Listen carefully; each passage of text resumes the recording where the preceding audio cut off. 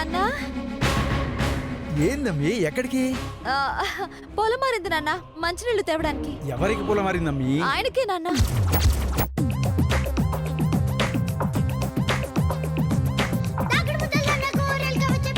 ఆయన గదిలో ఉన్నాడా అమ్మీ? క్యాంప్కి వెళ్ళాడు కదా.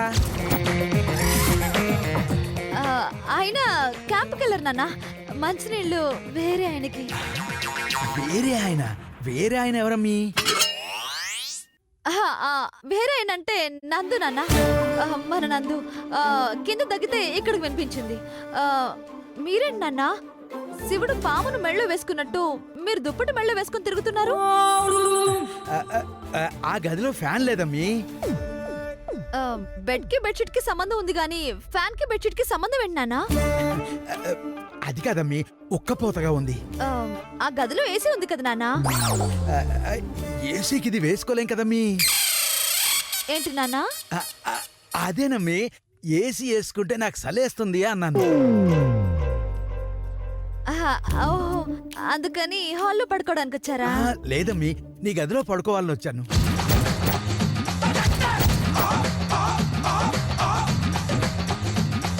నువ్వు వెళ్ళి పైన పడుకోమ్మీ.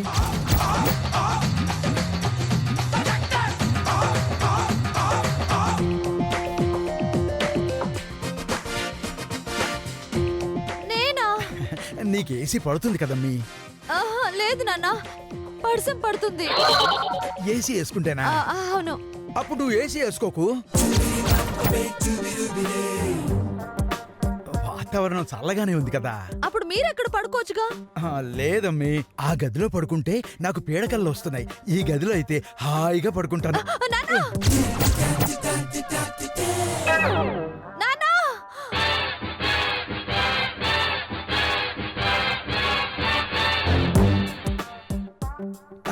అదేందమ్మీ, నువ్వెందుకు అరుస్తున్నావు?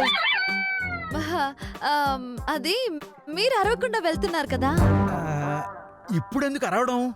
కాసేపు అయ్యాక మీరు ఎలాగో అరుస్తారు కదా. నీకెలా తెలుసమ్మీ? అంటే నిన్నటి నుంచి మీరు అరుస్తూనే ఉన్నారు కదా నాన్న. ఓ అదా, ఇక అరవనులే అమ్మీ, ఒకే ఒక్కసారి అరుస్తాను. అదేదో ఇప్పుడే అరవండి నాన్న, అందరూ నిద్రపోయే కరిస్తే డిస్టర్బెన్స్ కదా. దానికి ఇంకా టైం ఉందిలే అమ్మీ. అయ్యో నాన్న, నాన్న.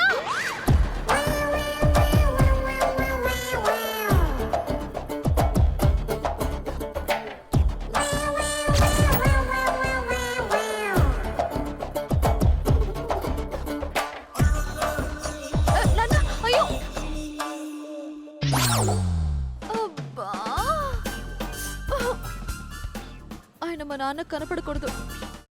అమ్మా, అలాంటి వాళ్ళది నిజమైన ప్రేమ కాదు, అది వ్యామోహం.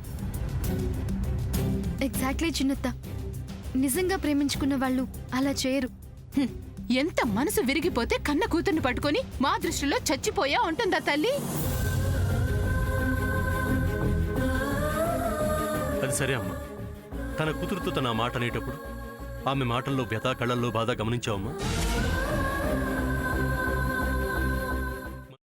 పెద్దబాబుకు బర్త్డే విషెస్ చెప్పు కూడా వెళ్ళాం కదా. ఊరికే ఎలా కాలిపోతుంది? మంట పెడితేనో పడితేనో తగలబడుతుంది.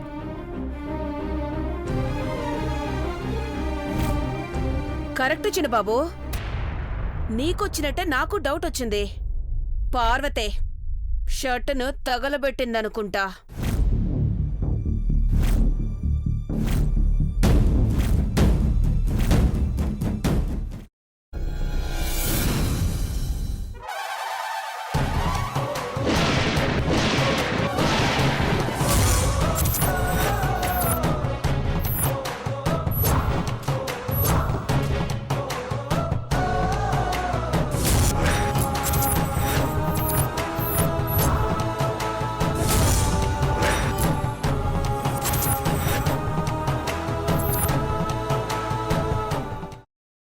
తర్వాత పొట్టు తీసేసి చాప్ చేసి పక్కన పెట్టుకోవాలి.